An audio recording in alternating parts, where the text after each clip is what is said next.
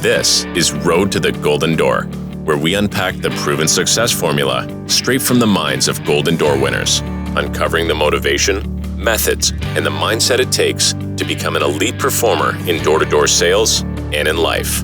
This is Road to the Golden Door. Now, here's your host, Mikey Lucas.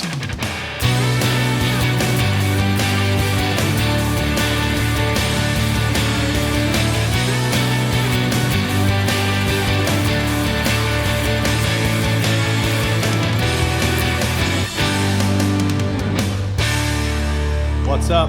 Welcome back to the show. We have another solid episode, solid guest today. Austin Stoker is a 230 installs in 1 year, is a 8-year veteran in door-to-door sales. Originally started in pest control and now is going on his 3rd year for solar. So I'm really excited to interview Austin with Pure. So Austin Stoker, welcome to the show, brother. Appreciate that, brother. Excited to be here. Yeah, man. I saw you on stage this year. I was like, dude, this just a dude's got an energy about him, man. So I'm excited, dude. There were some things on your Instagram. I was, just cruising through your Instagram the last couple of days, as I was, preparing for the show, and I wanted to talk to you about a couple of things that you were posting and resharing and all that stuff. So I'm looking forward to this one, man. Yeah, me too, brother. I've loved your stuff and excited to be here. Appreciate that, man. So, dude, Austin, for everyone that doesn't know Austin Stoker, because you don't, you seem like you're a guy, and correct me if I'm wrong, but you seem like a guy that puts your head down and you run. So you're not like, all over the internet, even though you're in the internet, but you're very focused within your organization, Pure, which is great. So tell me, for everyone that doesn't know who Austin Stoker is, who is Austin Stoker? Yeah, great question. I'm a lot of things. I'm a father, I'm a leader. I've worked with Pure for the last year and a half. I'm a junior VP over there now, and that keeps me pretty busy. Just recently, I've gotten more active on social media. So you're right. It's been an up and coming thing, but I carry a lot of hats. I'm a dad, disciple of Christ, whatever is demanding my attention at that time and that day, which is a lot of things, sometimes all at once. But yeah, love that, dude. I appreciate you sharing that, man. So yeah, tell me this first. I want to jump right into this right off the bat. You and I, we get along very well in this topic, and we can probably talk the whole time about this. But you are, whether you believe it or not, or know it or not, you believe it, whether you know it or not, you're running what's called a for-purpose business. Do you know what a for-purpose business is, Austin? No. Okay. So a for-purpose business is where you donate a portion of your earnings, whether that's money, time, talent, resources, or your network, to an organization or a cause, church, charity, cause of your choice that you get excited about. So tell me about Operation Underground Railroad and why that's important to you, because it's all over your Instagram, and I think that's we've partnered with them as well. Not partnered. Okay, my partner in my fund is going to be like, dude, you can't say partner. So we have contributed. He's a lawyer, so he's the legal guy. So we are not partners with. We have donated to these people. We have joined forces, I guess you could say. All these legal things I have to be careful about now. So tell me about Operation Underground Road, and what does that mean to you? Yeah, that's huge. I'm glad you brought that up.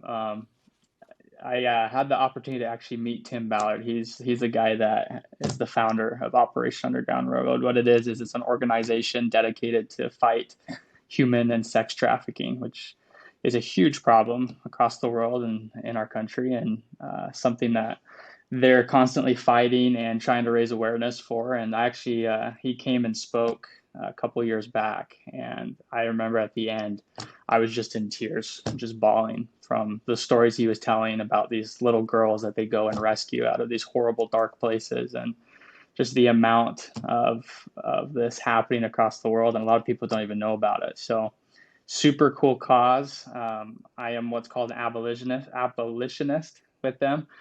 You can go online and you can get training on how to recognize these things and find them and report them in society. And there's a lot of cool things you can donate to and just be a part of. in these operations. So that's awesome, dude. yeah. So he came and spoke to you guys at one of the companies, and did you go see him? Was it at an event, or was he came to speak to the company? He actually came to speak to the company, and I actually got to pull him aside after and just thank Nice. him. And I was able to just chat with him very briefly, and just super inspiring, someone I look up to. Yeah. Super impressive human being. I love that, man. Yeah, no, I appreciate that. Yeah, I've one of the things that I struggled with in middle school, high school. I had two older brothers, so I got exposed to pornography and to sex at a really young age. I was born and raised in Las Vegas, and so it had a very big impact in my life growing up. So there was a lot of deep rooted habits that were there, and were very hard to overcome. And I still battle with them on a day-to-day basis, because I have to remind myself on a day-to-day basis. One of the easiest ways for me to overcome that, because like anything else, I've been 10 years sober next month from synthetic heroin, from Oxycontin. I'm not a recovering drug addict. I'm a recovered drug addict. I'm not a recovering sex addict. I am a recovered sex addict. I definitely love having sex with my wife. That's for sure, though. So I definitely want to throw that out there. I don't not have sex anymore. I definitely don't use drugs anymore, but I definitely have sex with my wife a lot. So I will be very clear with that. So let's be just. I'd be worried about you if you didn't. I know, right? Anyways, not to make a light of this situation, but one of the easiest ways for me to get the mindset of these people on the internet I'm from Vegas, so at the strip clubs, they are first of all, it's somebody's daughter, and that could be somebody's, sister. And I don't know, man. I don't want to say I'm weird. I don't like that. I don't support it in any way. I think it's extremely demeaning on women. I don't like that. I don't like that women are put out like they're freaking meat like that. I think it's disgusting. I mean, you look at, Operation Underground Railroad, what they're doing. You're like, wait a second, is this happening? And so the hard part is that most people want to act like it's not happening. And it's easier for us to, like any other cause out there, for us to be like, oh, like it's not that big of a deal, or, oh, I can't really do anything to help that, so I'm just going to like act like it's not there, but yet it's happening like literally in your backyard. It's right here. Oh yeah. A lot of people think, well, that's happening in other countries. That's happening on the other side of the world. No, it's right here. Yeah, follow Underground Railroad on social media, and you'll see there's reports every day of right here, right in your backyard. I bet in whatever state you live in, something's happened. And so, just the awareness and educating. I have a little girl. She's 16th month old. Wow. And I'm going to make sure she's educated on how to be safe online, how to, recognize those things, because people just don't realize it's a huge lack of just knowledge. Yeah. I've got a little sister. She's 6 years younger than me, and I have a single mom. And, it was whenever I was tempted back then to want to veer off of my purity, I would always remember that, that's somebody's sister. And I think that's, anyways, it worked for me. It's, that's not to get super gross there, but like that worked for me. I didn't want to look at somebody's, if somebody's walking by or whatever, it's like, I don't want somebody looking at my sister like that, or my daughter eventually. Her name's Sophia, which I don't have a daughter yet, but I don't want to say I'm manifesting a daughter, but I write about my daughter every day. And, awesome. Like, how would I, if I'm not going to look at, if I don't want other men looking at my daughter or my sister or my mom that way, why would I be doing that? There is no accountability there. I'd be a hypocrite, and it's more than a hypocrite. I'd be a liar. And if there's anything I don't want to be, is a liar. So, yeah. Operation Underground Railroad. Yeah, we I can't say partner. We support them as well. That's awesome. Yeah, I love that. Something we do too is every 4th of July, at least I do it, and I invite my reps to do it, but everything we produce on the 4th of July, we just donate to them. No so, way. Yeah. Tell me more about that. What, cause that I was actually on an interview yesterday, on a podcast yesterday, with Ryan Homan, and he was kind of talking about, like, how do you build culture and stuff like that? Like, when you say culture, what is it? what do you think of? And I said a bunch of different things, but most people think, you either have like the frat bros, or you have like the old fat white guys that are like slow and whatever, not really doing anything, right? It's like, no, not really. When I think of culture, I think about giving back with my team. I think about empowering my team to look at and solve problems, because if we're just going out there working for money for a Lamborghini, well, you can talk to any of my mentors. You can talk to, for instance, Josh Snow. Not that long ago, he was telling me, he's like, bro, after about 7 Lamborghinis, like it doesn't really like honest to God, it really doesn't. The dude's making more than $1 million a month. He's like, dude, it's not there anymore. So I'm like, okay, like how do we create a culture around that? So just talk to me about that a little bit while we're on that topic. What does that mean to you? Unless you have more to talk specifically Operation Underground Railroad, the organization, or anything like that. But, and obviously we'll put in the show notes below. That way people can research who these people are and what they're doing. Yeah. And, just be aware of it. Cause if you have a daughter, or if you have a sister or something like that, like it's really important, dude. It's Yeah, 100%. And if anyone has questions on how to become a part of that, they can always reach out to me. That'd be great. But yeah, culture is huge, and culture is a big part of what I preach and believe. And I think there's a lot of different definitions of culture, but I think it's really just energy that's moving you in a direction. Because what I've noticed is teams all have cultures, whether you say you do or you don't. There's going to be a culture, even if you're not trying to have one, right? And that energy is either going to push you forward or push you backwards. And so you have to ask yourself, what is the energy, and kind of what are the beliefs and the systems and the actions that my team or my culture takes, and where is that actually moving us? It's kind of like, I believe it's the same way. And then I want to get specific. I want to camp on that one for a second, but it's kind of like routine. You know how people will say, oh, like I don't have a routine. I don't have a nighttime routine. I don't have a daytime routine, morning routine. It's like, nah, you do. We are creatures of habit. Like, Yep. For the most part, we are the creatures of habit. And if you don't believe me, I've said this before, but track for the next 7 days what sock you put on first, what leg in your underwear you put on first. Like you're a creature of habit. You do the same thing pretty much every single day, right? So Yep. you have a routine, you have a culture, and as far as culture goes, you might not think you have a culture, you might not think you have core values, but if I were to follow you around, which I do, for 36 hours, 48 hours, whatever, I could show you what your culture is. I could show you how, you want this, but it is currently this right now, and you are not heading in the right direction for that if you want to do that. So let me ask you this then. Talk to me a little bit, because so guys, listen to this really closely.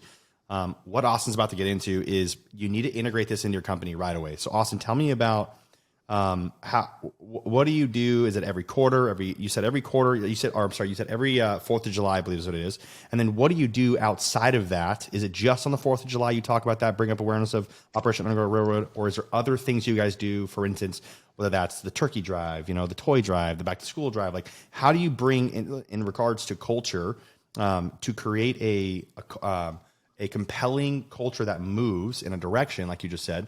How do you create that, and what are you doing in that realm? Let's talk specifically, not like the big check Friday stuff. Let's talk about the giving back portions of that first. What do you do there? Yeah, for sure. That's probably one of the biggest things we do. This year, I have set a goal to do more stuff like that and get more involved in community and giving back and things like that. But I think a big part of our culture too is just I very want it to be a team sport. I grew up playing sports. I played football, did wrestling, track, and solar can be an individual sport, and that's okay, and you can still do great things. But I also love just the amount of impact you can create in this industry is enormous, and especially for these young people that are getting involved, and you can change people's lives, and that's where I get the most value out of this industry. Yeah, you can go out and you can make 7 figures right now pretty easily, but when you do that, actually impacting and creating changes and differences in people's lives, it's just so much more rewarding. And so I think just that's what I thought of when you thought of culture. I'm trying to create an environment where people want to be a part of what we're doing and building. And it's a family almost type of environment. Everyone on our team, we all just feel like we're a bunch of friends working together. And I'm very picky about trying to keep that culture clean in that way. So, yeah, I was working out with Blake here in Houston, Yeah. And the boys, I took them out to dinner after, and I brought them to some of the secret spots here in Houston, and on Westheimer, the food truck area. Shout out to my boy Hector. He showed me that stuff. He showed me that spot. But you guys, it was just like, I was like, there was something about just that group of like 5 or 6 guys that I was with, that even after you could, to me, it was refreshing, because I was like, wow, like these guys like actually like each other. They're not just like superficially hanging out together. I mean, obviously these guys were the ones in the gym, but like, and they were all gym rats, but so I got along with them very well. And Blake was on the camera the whole time. No, I'm kidding.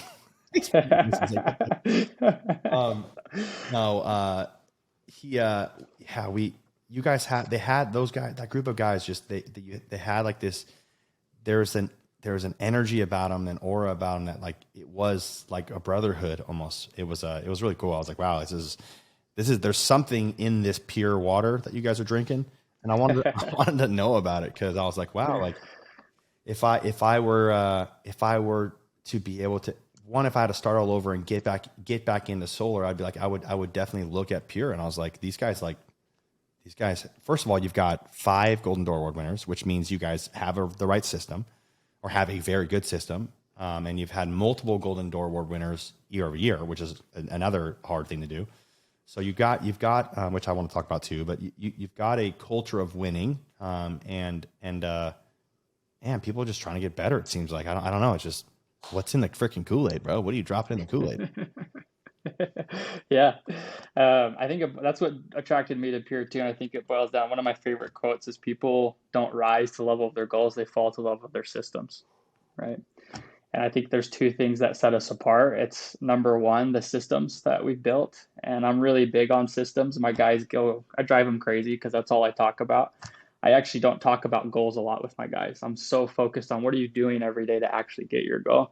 And systems are everything. But I think the second thing is culture, like we've been talking about. And if you can find those 2 things in an organization, and you can fall in love with those 2 things, you're going to find success. Yeah. I think it's very true. And it's I coach a few guys and a few companies that have had multiple Golden Door winners, and then their goal is obviously how do you duplicate yourself, stuff like that. So obviously, this is your first year, correct, hitting Golden Door? Yeah. Yep. And you didn't hit 1 Golden Door. You were technically like 5 or 10 deals off of a double Golden Door. Yeah, pretty close. Dude. About 20 more. Dang it. Yeah. You were so freaking close, bro. Had a baby, so it's not an excuse. There's no excuse, but that's my excuse. I'm going to sound like Kobe Bryant. Sounds like a damn excuse. What are you talking about? You knew you were having a baby. It's not like it would just all of a sudden happened. Yep. Okay, so let's get back into this. Okay, cool. So you did football, wrestling, track.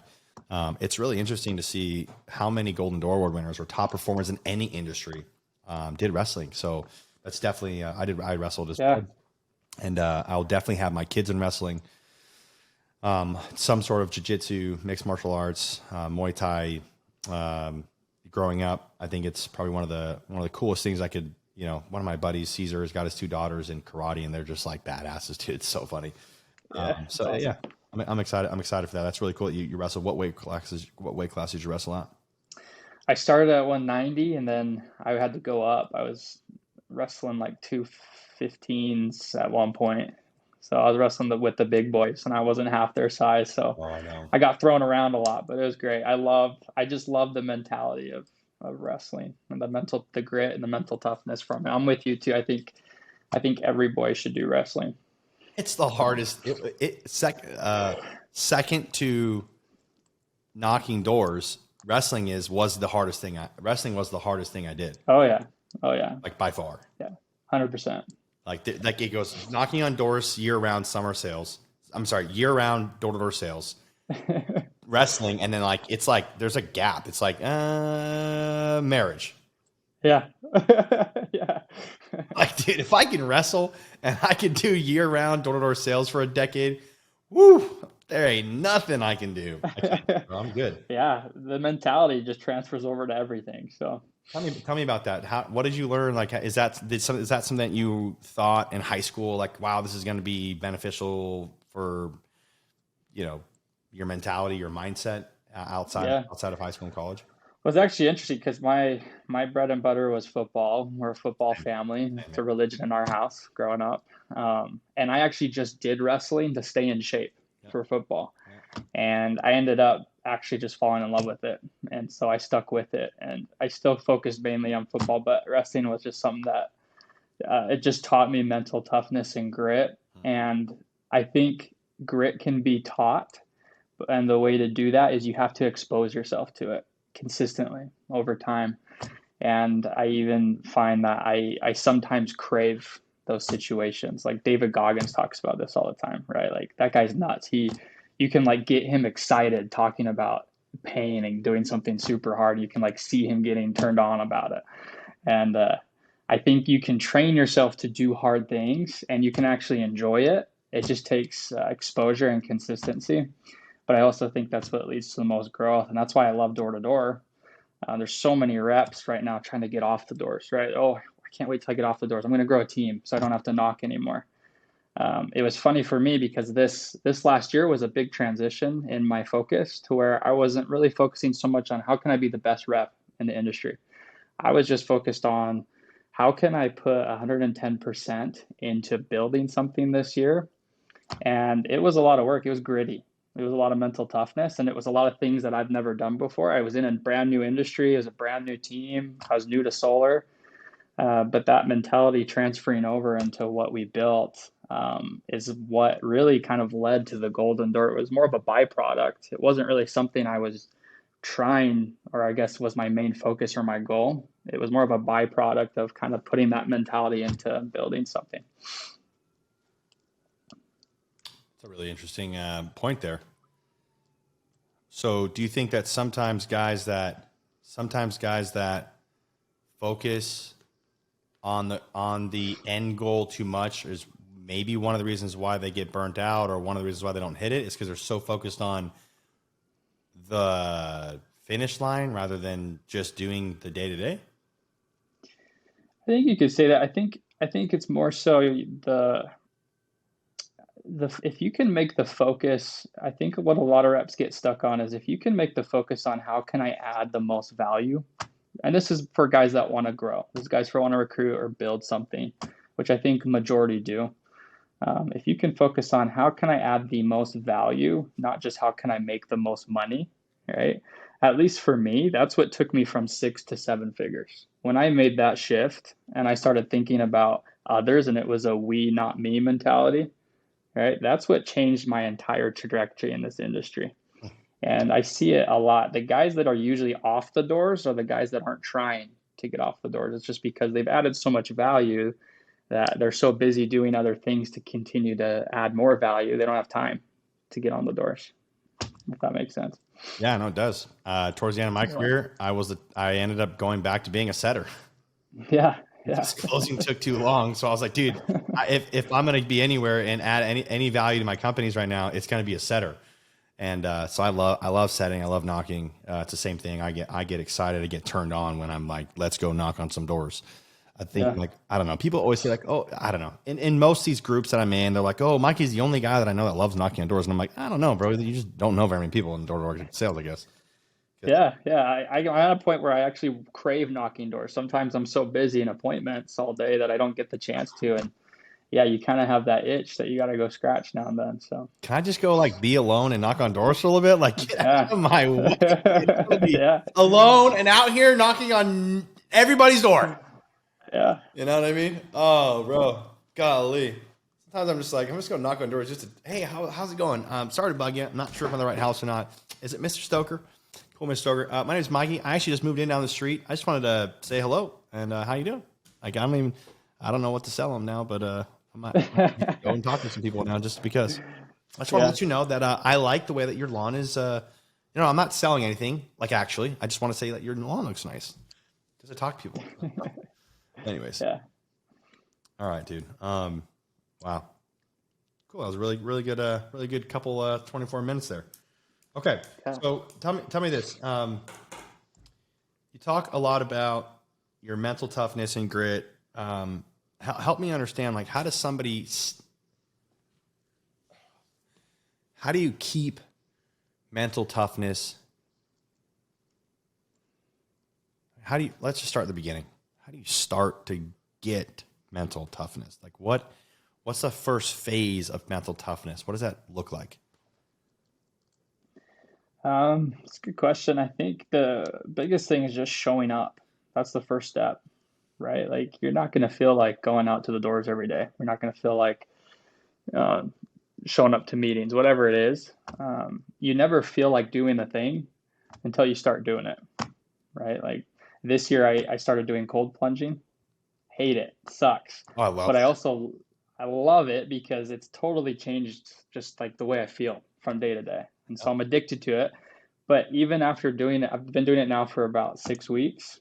I still hate it. Every morning I wake up and my body's screaming to not jump into that cold water. But I literally just walk my butt out the door and I sit down in that water and then it's over and then I feel amazing the rest of the day, right? So I think you just have to put yourself in the situation and don't listen to the voices in your head that are telling you to take it easy, slow down, stay inside, hit the snooze button, whatever it is.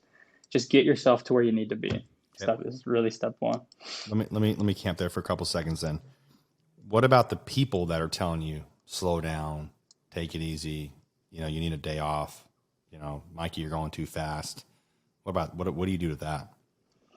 Not even just you. What if I got it together? What if I'm like, I'm my biggest cheerleader, I got this, you got this, bro. Whoa, whoa, whoa. What about but the people what about the other people? Yeah. I think you have to ask yourself, are the people that are giving you advice people that you would want to be in their shoes? Are they living the life that you'd want to live? Do they have the beliefs and do they have the things in life that you'd want to have? And those are the people that I usually want to take advice from. And I think there also is something to speak to. Obviously, you have to take care of your mental health. You have to take care of your physical health, right? And you have to invest time in those things. Being disciplined and being successful also means that you're disciplined in your mental health, your physical health, and all the other things that go along with that. It doesn't mean that you just focus 100% on work and then you end up just miserable, depressed, or overweight, right? There's a balance to where you invest in all of those things as you go, and all those things that are important. All right. Appreciate you sharing that. Thank you. It's hard because I'm like, oh man. It's like, what if, I don't know. Okay. I get this asked me all the time, but I'll just be very clear with you. Spiritual mentor, my dad, and my partner right now, my business partner, all of them, all three of them, talk to on a consistent basis. And I'll be clear on this. I respect the heck out of them, all of them, all three of them. But when they say that, I'm like, you just don't get it. Like, don't worry. Like, you'll see it later on. Like, you'll be good. So I think I'm personally there, but I think for the listeners, I think a lot of times that we think, man, like there's that doubt that eventually creeps in, and I still get it. I'll get it too. Like, is this? Could I die like within a year or two? Like, should I be like not planning for 60, 70 years out? Like, should I be planning for like 5 years, 2 years, 2 days? Like, what should I be doing here? Right. And I think, I guess where I'm at is, as long as I just love what I'm doing, like if I'm loving what I'm doing, if I'm going to bed and it's, for instance, feels like a Thursday night, where on Saturday we're getting in the car, we're going to California on a family vacation, and it feels, and this is like I'm a kid again, and it feels like that most of the mornings, then why do I have to, Austin, slow down? Why? I'm just so confused. I just don't get why people want me to slow down. I'm like, I love, like I got my calendar pulled up right. I'm like, dude, this thing is packed, bro. Packed.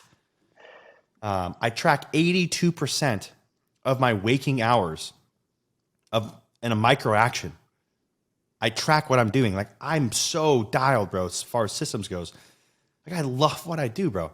So why, what now with the listeners, what, when the doubt creeps in, because I'm sure you get to deal with it too every once in a while, but what do you do there? Like, what do you do when you're like, dude, is this really worth it? Should I take a vacation? What if I do die and this all goes in vain? Like, what do you do? Like, how do you deal with that mental toughness there? Yeah, that's a good question. I think it comes back down to why you're doing it, right? I mean, if your motivation is just to make money or to prove someone wrong, right, you'll get far, but you only get so far, right? When it gets really tough, those don't have a lot of pull. And for me, like, and going back to kind of this year, like I had a team of all new reps, and really my why was I just wanted for all of them to have a killer year and be successful. And it was no longer about me and how my year turned out, right? It was all about them and how can I add value and how can I serve them. And there was a lot of days where I was exhausted. I didn't want to go to appointments. I didn't want to shadow a rep, right? I just had a baby. I was up all night with the baby. It was a rough night. I didn't want to show up and do a training the next day, right? But it wasn't so much of like, how can I hype myself up and do it? It's just, you just show up and you do it because you have a responsibility to other people. And for me, that's the biggest motivator is make it not about you, make it about someone else. And I had a responsibility to show up for those people and to add as much value as possible.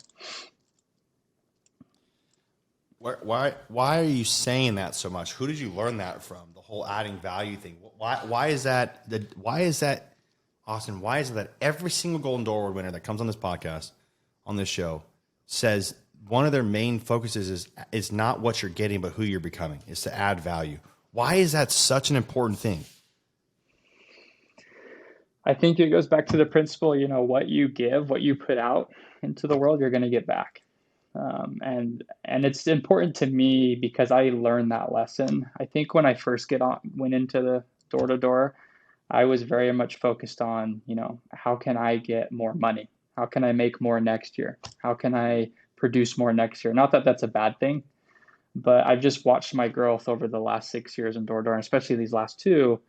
Like, I think one of the biggest differences between a 6 and a 7-figure mindset is instead of focusing on what can you get or what do you have and focus on what can I give and how can I create value and change people's lives. For me, it was a night and day change in growth. It 10x'd my growth when I was able to learn that lesson. And I wish I would have learned it year 2 in door to door because I'd probably be way farther now.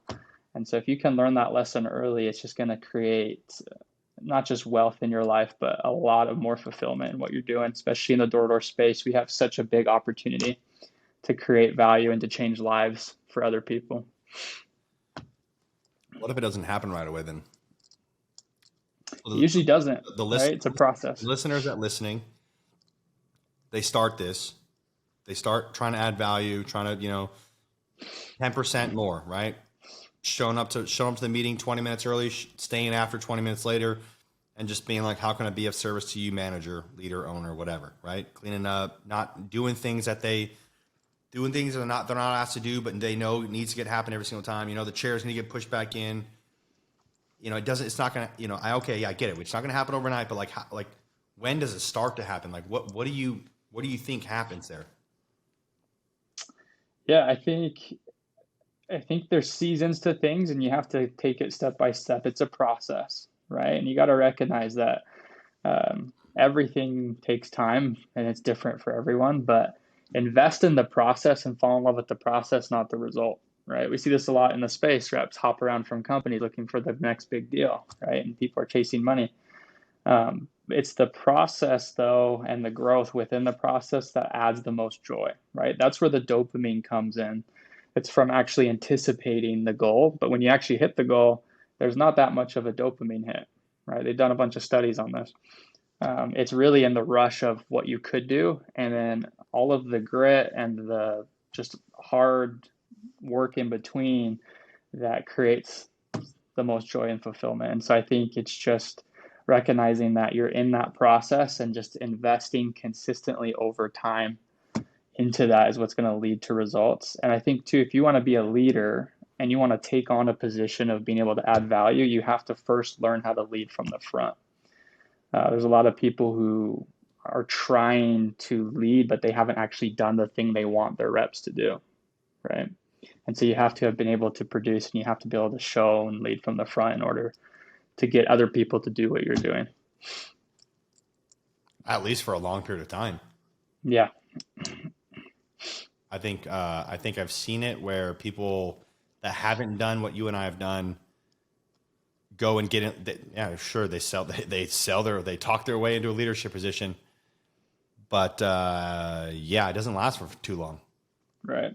Could be a 2-3 years, but it doesn't last long. You can fool people for a little while, but eventually you get exposed. The light is a very, very tricky thing. You can only keep things in the dark for so long. You will eventually get exposed.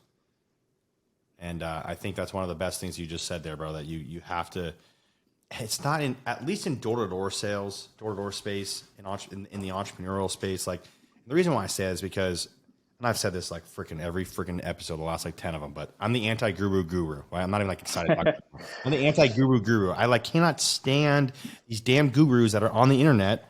And it's one of the reasons why I didn't want to go sell these effing courses. I didn't want to go create the mastermind. I didn't want to do coaching. I really didn't want to, because what I see online is all these idiots that have great marketing, phenomenal marketing. Wow, that is some good stuff right there, brother. But you don't know what the hell you're talking about. Yep, 100%. And one of the coolest parts about me is, dude, I did 6.5 days for virtually 10 years. For 6.5 days a week for virtually 10 years. They didn't take time off. This was my full-time job, was knocking on doors, hundreds of thousands of doors, all day long. I hated office work. I hated it. All I wanted to do was be out on doors. Give me my scooter. Give me a couple new guys. Let's go. That's awesome. Yeah, it's hard, man. I don't know why people want. I get it, because it's the hard part is that in entrepreneurship, we're starting to see like the corporate ladder and the American dream corporate ladder thing come back in, where everyone's always trying to get the promotion. And by all means, sure, go ahead and get your promotion and all that. But like, it's funny. I heard Eric Thomas say this the other day, and he said, it takes you 20 years to become 20. The reason why 16-year-olds are not in the NBA or the NFL is because they're 16. They're not 20, 25, 30 years old. Or for Tom Brady, 48 years old, whatever he is, right? The reason why they don't allow 15, 16-year-olds in the NBA or the NFL is because you're going to get clobbered. It's not going to work. It takes 20 years to become 20, and people want to jump steps, go from step 2, step 3 to step 15. And dude, there's just so much value in walking through step 5, 6, 7, 8, 9, 10 all the way through, failing, getting back up. And dude, you can't. And then you hear this all the time from guys like you. Like, I hear this all the time, and it's so true. You could take everything from you and all your money, everything, and you're just going to start right back over. You can't take this golden door away from you, bro. 230 installs in 1 year, virtually 300 sales is not something that they can ever take away from you. You did that. Yeah. That's like almost 600 homeowners, like, husband and wife, right? That's a lot of people, dude, that you had to convince, let alone if they had their real estate agent, their financial advisor there, whoever else that you had to convince, the neighbors. That's like almost 1,000 people you had to convince last year to go freaking solar. Yeah. You can't take that away from me, bro. And, I don't know why people so want to jump to the top so quickly, but in entrepreneurship, again, it's not the corporate ladder. And you miss so much street knowledge if you try to go too fast. And I don't mean like go too fast. Like, yes, you need urgency, but I'm talking like jump positions too quickly. And I'm like going to start like a Facebook page or maybe a hashtag or something. Make setting cool again. Yeah, for real. Yeah, I agree. I think setters should get all the glory. We're big on that too, right? Setters get all the glory, all the attention, all the incentives. They're the lifeblood of the business. So yeah, I'm really glad. I'm really, really glad that Sam took the advice and of many people, myself included, and opened it up to setters this year for Hmm. Golden Doors. Yeah, That's it's huge. yeah, I think it's great. So I'm excited about Yeah. that. Let's transition a little bit. Any final words on that? No, no, I think just that process is huge. And even when you get, in a higher up position, there's always another level, right? You're never there, you never reach it. And so that's why it's so important to just love the game and love the process because it's in forever growth. Yep. I've got a quote on my whiteboard that says "Trust the process." Hmm. At my old house, it was right in front of my my screens right here on the wall. But there was a whiteboard that I would walk in and out of my door every single day, and there was a bunch of like attributes. And one of the word tracks that I would use is "Trust the process" because I'd be on my computer and I'm like, does any of this even make sense? What the heck are we doing here? Right? With everything that I was doing, I was like, trust the process, trust the process. Okay, cool. And there was another, like, I had like a sticky note right here from Ed Milet that was right in front of the camera right here. It said, this is so worth it. This is so worth it. And like, it's funny how the mental game, if you don't know and master that mental game, you get taken out so quickly because believe it or not, you might be at the highest you've ever been at in your career, but there's highs and there's lows, there's valleys. Now, sure, it can go up, but it's every peak and valley. You got to master that mental game. You're talking about mental toughness, bro. I mean, to have Yeah, it like that 100%. is a you got it, bro.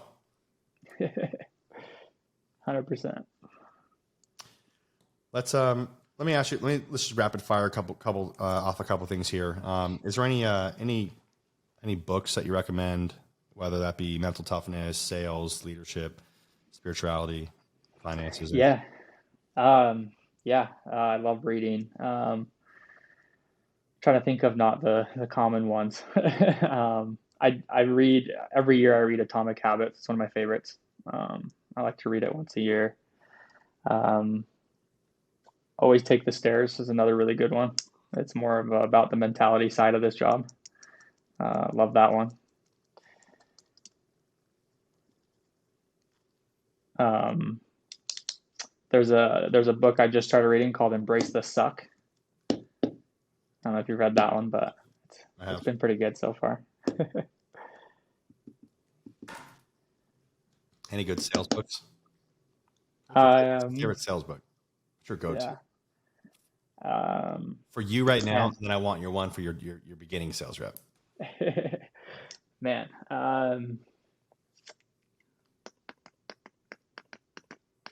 There's a lot. Pitch Anything's really good. Sell or Be Sold's a good one.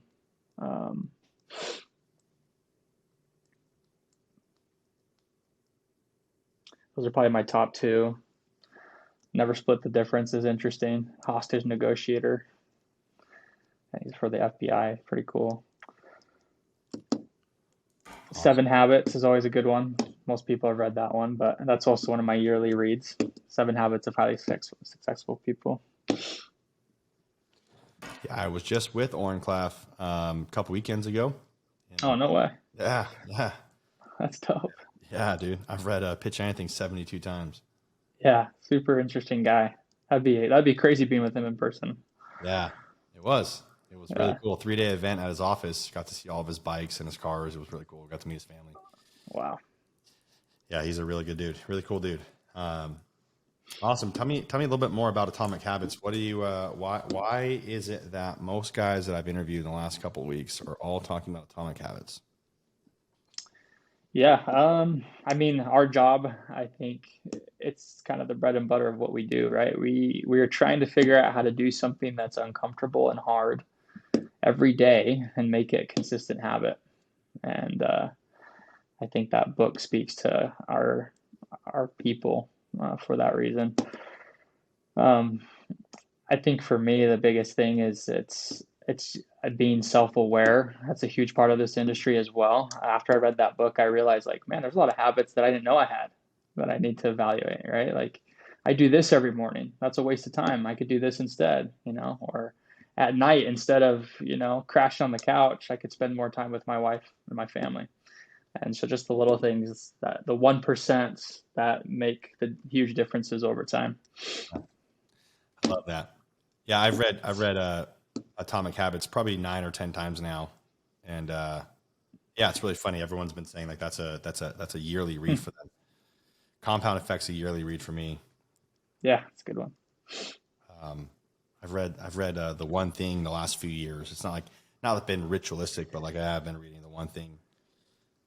Traction's definitely been a 2 or 3 times a year thing. Every time I start a new company, I'm like, I gotta go read Traction again. Like, how does this? I actually haven't read that one. I'll write that one down. Oh, Traction's great, man. Traction's a great one. Yeah, that's like a once a quarter thing while you're in startup phase. You got to keep. That's like the Bible for startup. Other than scaling up. Scaling up's a lot more complicated though. I had to put that book down. I was like, man, this is hard. This is really hard to like comprehend all this stuff. But I mean, obviously that's a good book at that point. If I'm Mikey Lucas has to put the book down. You're like, I've read like 700, 800 books now. I'm like, yeah, Scaling Up was a good book too.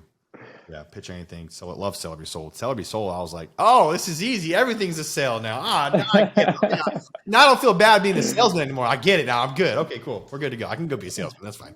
Yep. You're doing it every day, no matter what, anyway. And everybody else is. So I'm like, there's no shame. I was like, I'm kind of a salesman. I kind of do. Now I'm like, oh, bro, I got this. Hell yeah, I do door-to-door sales. What's up?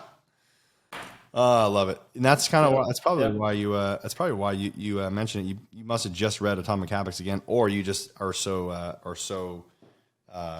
fixated on that. You don't rise to the levels of your goals. You fall to the level of your systems. So that kind of leads into my next question. What systems? It's funny. I talk about this all the time as it's almost as if it's one of my weaknesses. I kind of talk about I'm like Austin, like to be just transparent. Like I'm like I don't feel like I'm very systematized or organized.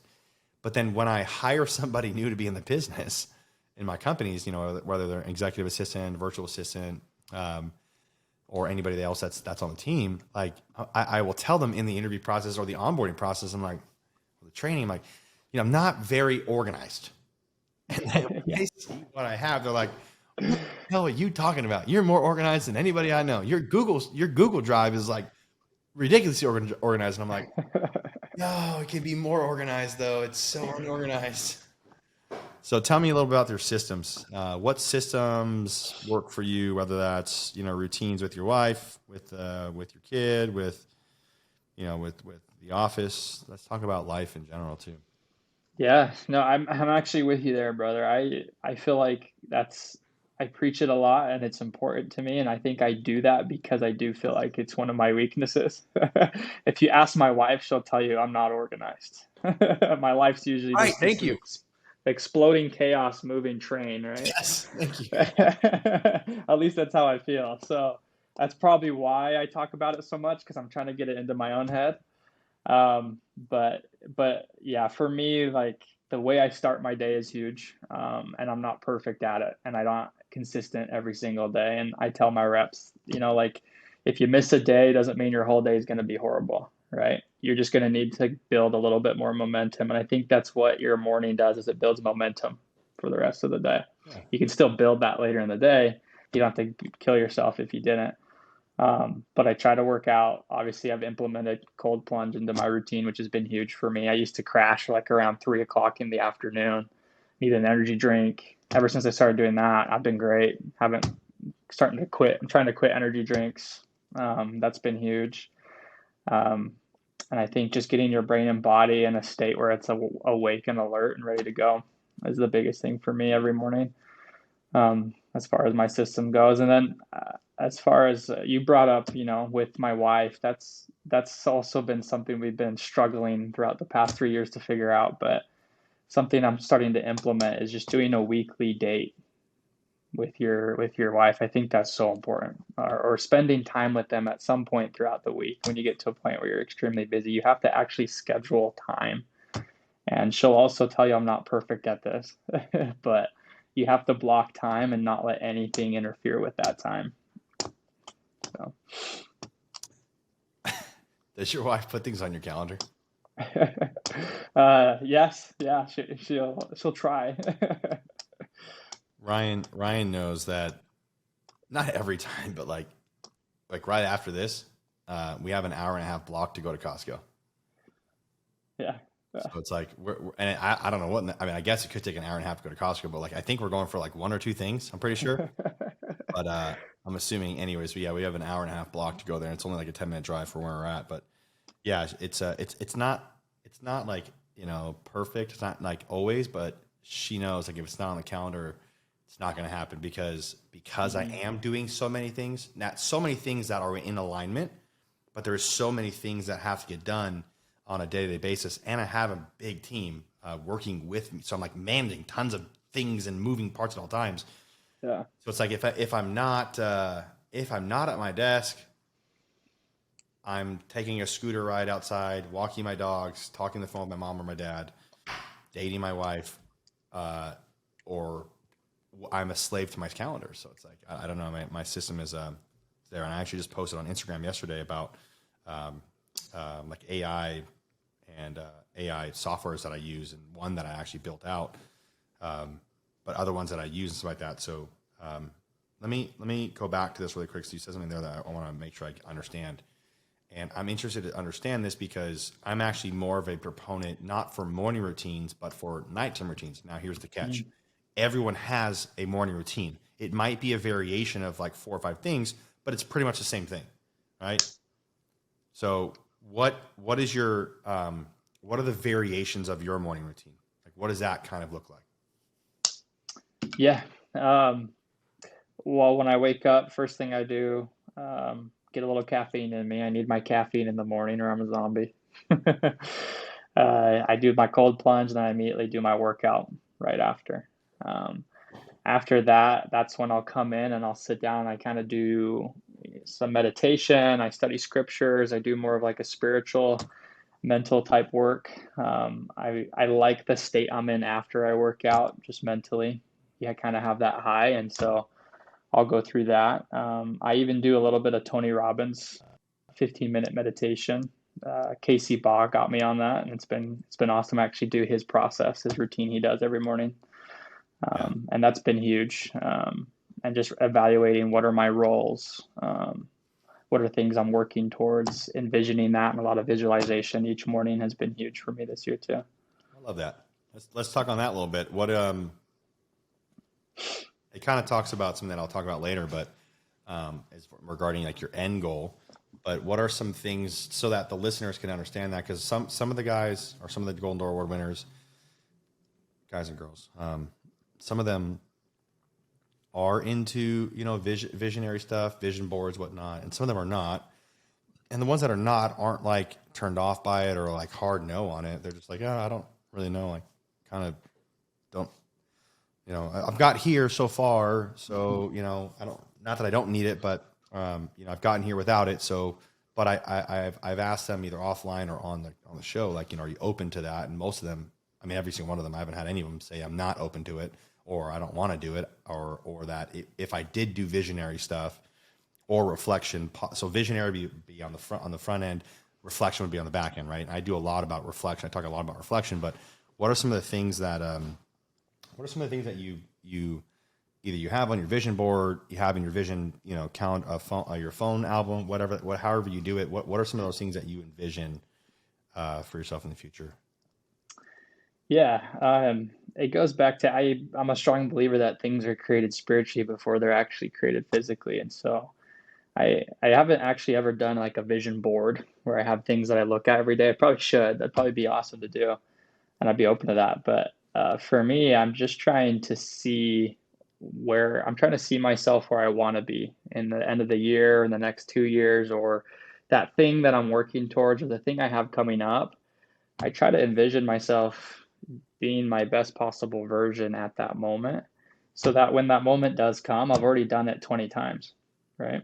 And it's not a surprise to me when I hit that goal, or when I get thrown into a situation I'm not in a state where I wasn't ready, because I've already visualized it and meditated through it, 100 times, and then you're ready to go at all times. So I also focus a lot on the people in my life, not just people close to me, but even the people I have a responsibility to in my organization and the leaders. And I can't tell you how many times I've been sitting there and I get ideas or I get thoughts or I get things that I can do to help those people that they needed at that moment as well. So I think just giving yourself that time is huge. Love that. In that case, then, if you could have everything dialed in, everything was best case scenario, where are you in 10 years from now? Yeah, good question. I think there's a part of me that I don't know if I have an end goal because I'm always going to be doing what I'm doing, right? I'm always going to be pushing to be better. But I mean, the end goal for me is to create financial freedom for my family, but also to have an enormous impact on the people that are around me that I'm responsible for. And so not just for myself, but for all these people. And I think if I can do that with my friends, and I can be in a place 10 years from now with a group of my friends and say, wow, look what we did the last 10 years. And we can talk about those things. And then we'll probably be working on something for the next 10 years after that, working towards. To me, I think that's the end goal. And I don't know if I have a specific answer for you of what that is or what that looks like. I don't need to have the cars and the mansion and things like that. That'd be nice. But for me, it's more just that state and feeling the financial freedom and the ability and knowing that I helped other people do the same.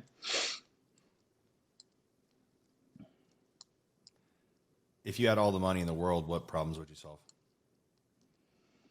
Oof, that's a big one. um, I'm already a part of Underground Railroad, so I do a lot with that. Man, cancer is a big thing with me. I've had a lot of that in my family, and so I've had some relatives. I haven't had anyone pass away, but I've had a lot of relatives struggle with that, and I've seen how horrible that can be in people's lives and how hard that can be a battle to go through. So I'd probably do a lot of stuff with that, and I think also just educating people on how to create wealth, how to build financial freedom, how to gain skills. There's a lot of young people who don't have that mindset or the opportunity to even learn about that opportunity. Well, I hope they watch this show because they're going to learn all that. So about financial freedom. So, Austin, what are some of the financial needs of Operation Underground Railroad? Like, if what would make you feel proud? Let's just put a dollar amount on it. What would make you feel proud? Best case scenario, dude. You had a baller 10 years, dude. You had a baller 10 years. Everything worked out. There was some situations there that, you had some hurdles and whatnot, but some baller, dude, you balled out for 10 years, bro. What would that look like? Let's talk about a financial number specifically. What would a financial number be that would make you be like, wow. Or Underground Railroad. Yeah, for sure. I would want to be able to fund missions, like personally fund missions for them. They have a program where you can invest and actually fund a mission, where they actually have ex-military, ex-Marines, ex guys that will go in and do these operations, and you can be a part of it and fund it. So that's one of the things on my bucket list. They range from 50 to 200,000 in cost, but being able to just consistently fund one of those would be huge. I mean, one of my end goals is I want to have a passive income of at least 500K a year, and that's enough for me to live happy. But just being able to be a big part of that every year would be huge.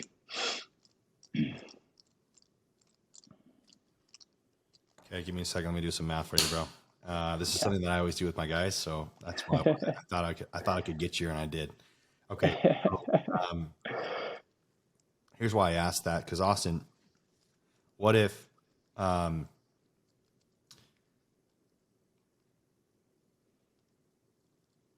is that number? Hold on, let me do some math.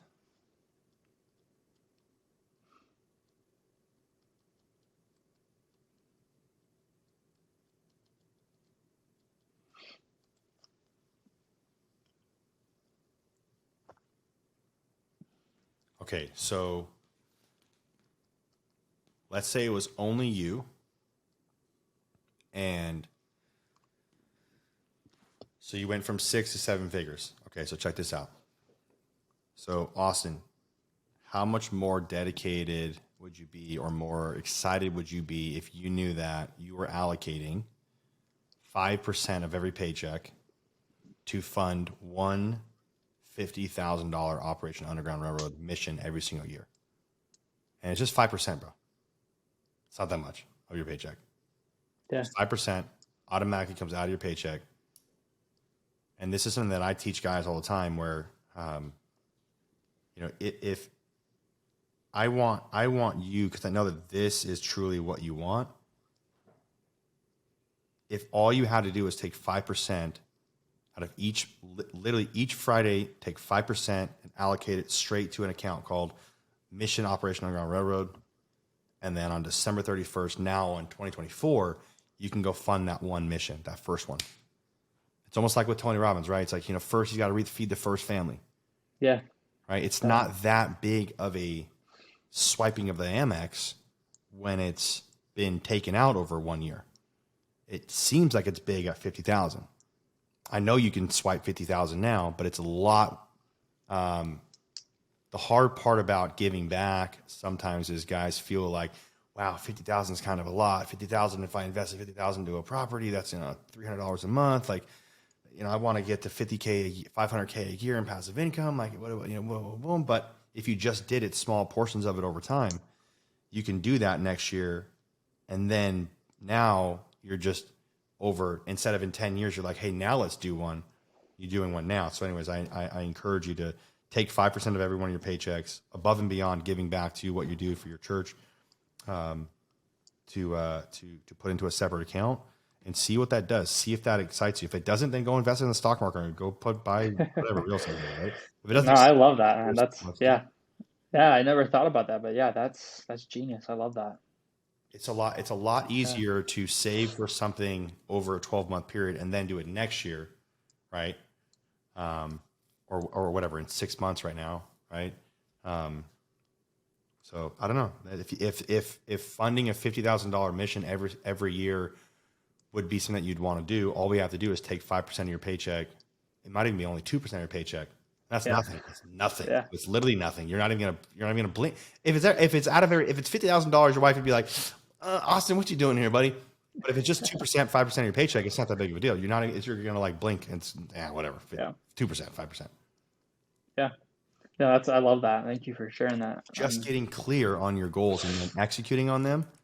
Yeah. You'll go from $1 million to $5 million a year because you're like, oh yeah, I got to go work a little bit more because I got to figure out how to allocate another 5% to this other thing that I want to do. Yeah. And it's just one more why you're adding to your table to keep you motivated. So I love that. Yeah, and just getting even more clear, right? And to me, the financial clarity on there is one of the biggest ways that I've put 7 guys on stage last year. Is because I help them just get clear on that right there. And I love that. I'm not a sales trainer, bro. I call it future spending. I just help you future spend, bro. It's really hard, man. What we do is hard work. Like going out and knocking on doors is not not easy. Yeah. I think it gamifies it too, because I think you get to a point. I mean, you can live comfortably off of 6 figures, especially 7 figures, and it gets to a point where like, I could go close, a deal today, or I could spend time with my family, and you get to a point where it's like, which is worth it. But if you can find ways to invest in what's important to you and make the money have a meaning, and you just did that perfectly in a way that I never thought of, and you can assign meaning to what that money is, right? That's going to change your whole paradigm. So I love that. Yeah, man. That's why my book is called Purposeful Profit. I like it. I'll have to check that out. I'll send you a copy, bro. I got you. If you can assign meaning to your money, you can make we call it make your money matter. You make your money matter. You work more diligently. You build more systems. You spend more sleepless nights, if you will, right?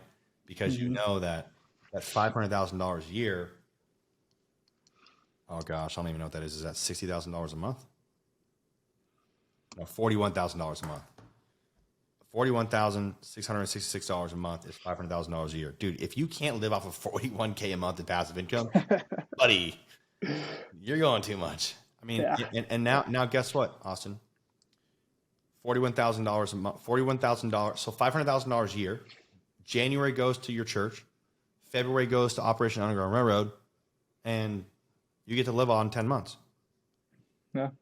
At that point, I mean, obviously you can do more stuff too, and you can invest March, invest March into cryptocurrency, and invest April into real estate, invest June into mental coaching or whatever, right? Yeah. Yeah, and at that point, if you can gamify the game of money, it makes the clarity. And it's one of the biggest, coolest ways, which Sully actually invited me on to talk about stuff like that with your company, with your guys. So I'm excited to be able to do that and offer that to them. So yeah, man, if you can gamify this, it's a lot easier to swipe 5% out of your bank account every single paycheck than it is to swipe a card for 50 grand. Because even though you're like, this is awesome, this is noble, it's a noble cause, I really want to do that, but like a $200,000 check, even for someone that's making $1 million a year, that's a lot of damn money. Yeah. That's a lot of money. A lot of money. I wrote a check like that to the government one time. I was like, I got to go hire a coach to figure out how to not pay money like this to the government. Yep, I feel you. I'll pay what I owe, but nothing more. Come on. I'll let you hear me. Oh yeah. Oh, dude. Yeah, man. I love. I don't know if you saw that or not, but I was leading you there, and I wanted to see where you would go with that. But helping guys get clear, and when you get clear on that, Austin, if you can, when you're visioning that, that's why I asked you things like that, and I want you to do that with your guys, because when you're one-on-one, you're doing that with your guys, bro. Like, it's gonna make them work 10 times harder. I talked about that on the podcast I was on yesterday. It's like, dude, you want the secret to keeping guys motivated? Future spend their money for them. Show them how much debt they're in, even if they don't have debt. Austin, with your daughter, do you want to? Are you best case scenario? Here's another one, right? You hear me whenever I say like best case scenario, you know I'm leading you. Best case scenario, Austin. Okay, best case scenario, everything worked out, right? You see, I'm like what do they call it? Neuro linguistic programming, right? Best case scenario, everything worked out, Austin. Are you going to send your beautiful daughter to private school, or are you going to send her to public school? Obviously, you're going to send her to private school, bro, right? I mean, and no, I'll make one person out of every any time I've ever asked that, one time, this person had such a limited mindset, they didn't make it at all first past like 2 days. But I only had one person every time. Yeah, no, I want to send my kid to public school. Everything was always a private school. It's getting the best education you possibly can. Stuff like that. Cool. And then if you had the option to give your daughter a $10,000 wedding or a $100,000 wedding, and money didn't matter to you, what would you do? Cool. I just put you in like $600,000 worth of debt right there. That was quick. Whew. Yeah, you see what I'm saying? Private school, maybe she goes to college, maybe she doesn't go to college, whatever, right? And now I'm showing you now over time how you can slowly educate and learn about what billionaires do with their money, and how to over time over the next 7 to 10 years start taking out money. And as long as you live under your means, like you said, you don't need the Ferraris and Lamborghinis. Sure, those are fun, those are great. Really, you need like a Tesla. A Model X, and like that's pretty much all you need. The performance, like that thing is so quick, bro. You're good, bro. It checks all boxes. You're good. Yeah. Here, buddy. Here. The car will come to you if you want it to come to you with the app. You don't really need much more than that. Yep. But it's really cool. Anyways, okay, so let me land the plane here, because I know. I think too, though, that those examples you use, like with my daughter, with Operation Underground Railroad, like those are things that are bigger than you, right? And I think that's key. What you're hitting on is if you can future spend, but you can also spend something bigger than yourself. Man, like the motivation's going to be real. So. Yeah, I think a couple people say they don't believe in motivation. And I just think, no, like you're talking about motivation with a Duracell battery behind it, a AAA battery. Yeah. Nah, bro, I'm talking like a battery that backs up a hospital. I want that kind of battery. Yeah. That's the motivation I'm talking about. Any final words on that? No, I'm with you. I love that principle. I'm definitely stealing that, and I'm gonna start implementing that with some of my guys. So thank you. Watch how, dude. I'm telling you, it's all over the internet. I don't care. There's no secrets. I talk about this. I don't have any Victoria's Secrets. This is the formula to make a Golden Door Award winner. How to keep them going. Future spend their money and make their money matter. Because I'm telling you, bro, we even reading Atomic Habits every freaking week, and David Goggins, right? Even after that, you still have that, like Tom Bill, you talked about, like the 2 hour, like whatever he talked about. However, it's like you're going to be excited for like 2 hours after listening to this show. Yeah. And then it's going to go down, right? Like you want longevity of motivation. Help them understand that they can work for something that's significantly bigger than them, not just the Ferrari. If they're only working for money, and every single Golden Door Award winner I've ever interviewed or mentor that I've ever paid, or not paid, I guess you could say, has that I would trade places with, I should say, has always said it's not about the money. Yep. And it's very hard when you don't have money, Austin, to think that it's not about the money, because you're like, I just got this $3,000 credit card bill I have to pay. And I'm like, dude, I got like a $30,000 Amex bill that's due in a couple of days. Like, your $3,000 bill is like nothing right now. I'm like, I got a $36,000 Amex bill that I got to pay on the 3rd in a couple of days, right? I got a lot of points though. From the wife shopping spree, right? Target. All those Target bills. Lululemon and Target. Oh man. All right, let me transition here, and then I'll try to land the plane as quickly as I can. I know what motivates you now. Let me go to some of the struggles you had within your Golden Door year. 200 plus installs, almost 250 installs. Basically, you had a double Golden Door. Inside of that year, last year, you had struggles with your wife. You had struggles with your team. Guys left you. Guys came. Guys, there was cancers inside your office. What was going on in your brain? I know that you were like, I'm just going to do the consistent things over time. It's going to work. What were some of the biggest struggles that you had in your Golden Door year? Yeah. It's kind of funny because this past year was such a huge year, but I'd also say it's one of the hardest years I've had in my last 7 years in door to door. So it's been an incredible year, but it's also been one of the hardest years for us. It was a big transition having a daughter, and no marriage I think is ever super easy in our industry and our door to door if you're a high performer, right?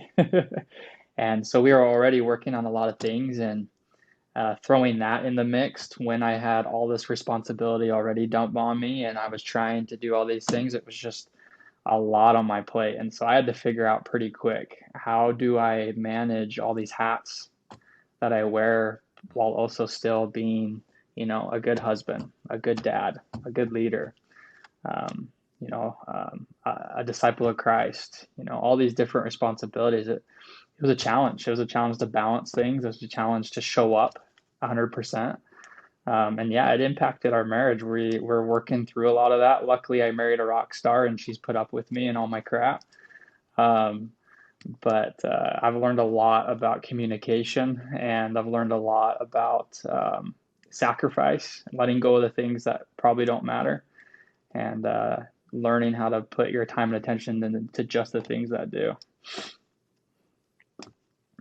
Appreciate you sharing that. Is there anything specific, an event that happened within your office that you thought maybe, I know this wasn't necessarily the year that you're like, I'm going to go hit a Golden Door, like it wasn't your goal, but was there anything inside of that you were like, dude, I don't think this is going to work out. Like maybe it's not going to be a good year. Like the specific event, but like, how did you deal with that, and what was that? Yeah, for me, this year, 80% of our team were new reps to solar. Some of them had experience from other industries, but most of them were brand new to solar. And then I had only done one summer of solar prior. So I was in a position where I was like, I don't know if I know what I'm doing, right? And so I was kind of, it was a lot of stress on my shoulders, and it's not so much that I was worried if I was going to be successful. It was that I had this big responsibility to these other people, and I wanted them to be successful. And so I had to learn quickly of how can I first be the best possible leader and lead from the front and be good at this solar thing, but how can I also go out and teach others to do it? And it took a lot out of me. It was a lot of work, it was a lot of sacrifice, but it ended up being one of the most successful years we've ever had. We did 19 million in revenue and had a lot of fun doing it. But I think you have to accept that there's going to be imbalance. If you want to be successful, there's going to be imbalance. There's going to be sacrifice. And it's not so much of how can I balance all these things, just accept, there's going to be imbalance. It's more, how can I show up and be there 110% when I'm in that situation. For example, I had to learn when I came home at night, I was still had my mind on work, right? And my wife wanted to spend time with me, but I was still on my phone, texting reps, answering calls, fixing proposals. Um, and you have to just make sure and figure out and train your brain, how can I show up and be present in this moment? And that's what I've learned just from watching other people who are highly successful is they've become really, really good at being focused and being present in those moments, and something I'm still working on. But No, yeah, I totally agree, and I appreciate that you gave the insight on that. My wife does the same thing. She gets off work. She's not an entrepreneur. She's a nurse. She's on track. She's going back to school now to go get her nurse practitioner. So like just another doctor. She's a pediatric ICU intensive care unit nurse at the number 2 children's hospital here in Houston. nice. And when she gets off, it's like, I don't know. She wants to talk and hang out, and I'm like, Yeah. if I'm outside of this office, I'm in the room, right, and the other parts of the house, like I'm off, and I was like, no, I don't think you understand. Like I'm on the call, like my AirPods are in, like I'm around. So like I saw that I would stay in my room or when she would get off, because like if I went outside, it was like, hey, when's dinner time? And I'm like, it's 7:00, like prime time right now. We're not off yet. You're off. I'm not off. I started actually blocking out my calendar from prime time from about 7:30 when she would get home to about 8:30, sometimes 9:00. And I'm in Texas, so like a lot of the guys I work with that are in the West Coast, like that's 5:30 for them. That's early, right? So I'm oftentimes sacrificing good times to call and talk with them to now maybe not going to bed with my wife because I have to get some work done, and I blocked off that time. And she told me the other day, she's like, I just want to say I appreciate you spending time being intentional about like spending time with me when I get home from work. And I'm like, oh, she noticed that. Let's go. Yeah, and it's hard. I hear this all the time where guys, we are like on all the time. We're on all the time, on all the time. So I forget who I was just talking with, but one of the guys I was like, he wore his badge. Who was I talking to? Might have been James Bennett or Jameson. It was Jameson Bennett, yeah. And he wore his badge, and once he put his badge on in his car, he was like, I'm in game mode now. I'm like, right, yeah, cool, sweet. So like, do you work at the house that often?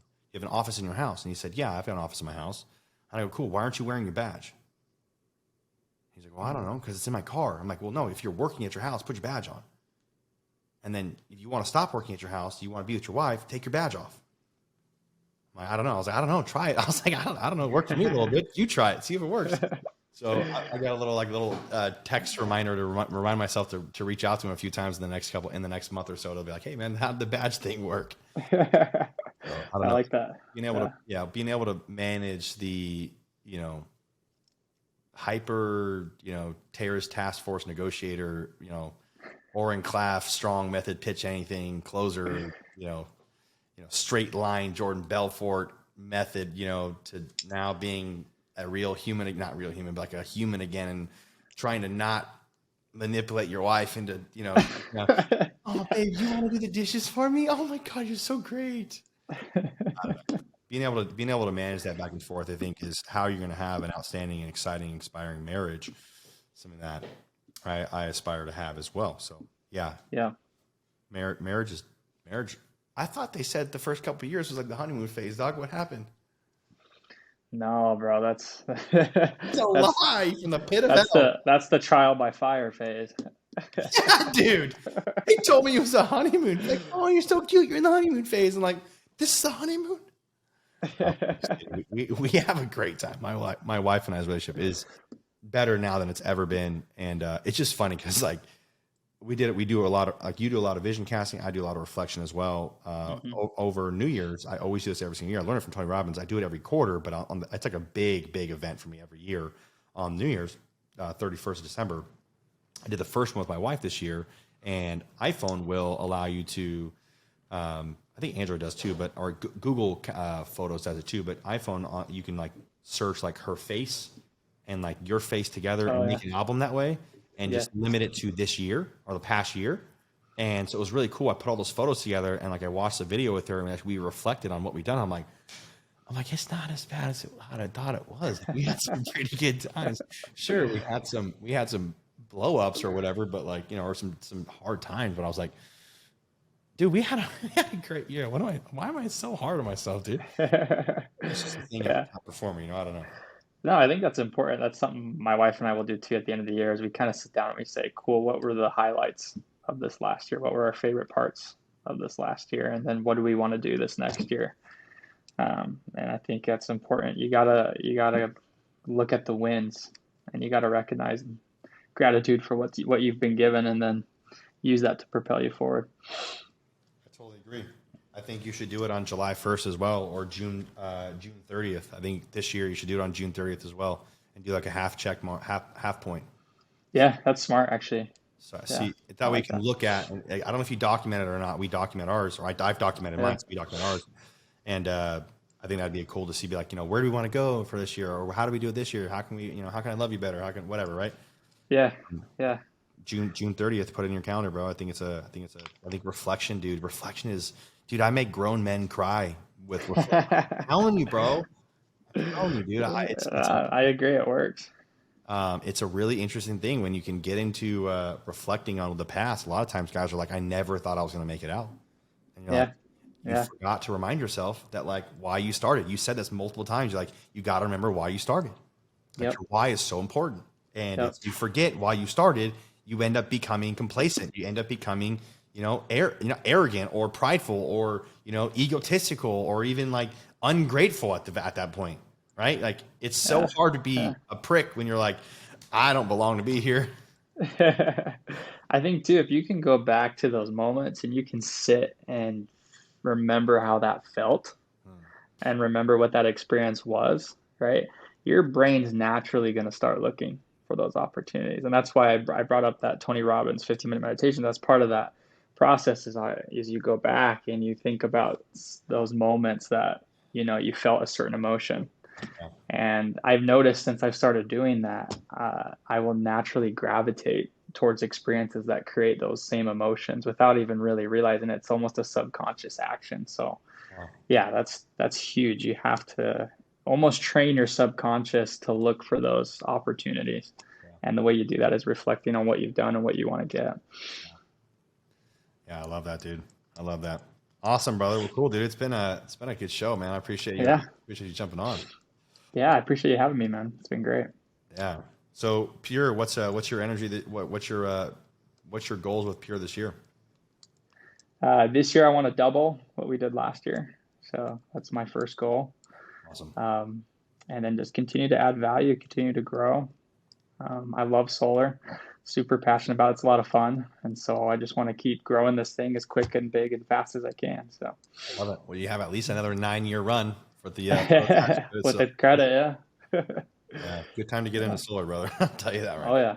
You got in right when I got out. So here it is for you, brother. Go run for there. Yeah, I love it. It's been life-changing. Absolutely. Well, dope, dude. Where can we find you? I want everyone to make sure they go subscribe to your journey and follow you and support you. So where can we find you on the internet?